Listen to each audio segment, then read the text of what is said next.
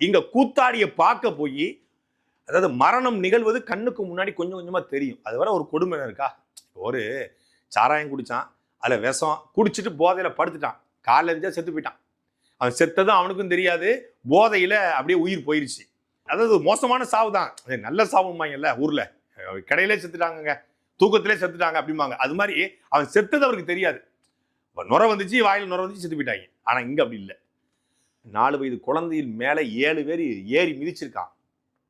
9 வயது குழந்தையின் மேல பல பேர் விழுந்திருக்கான்.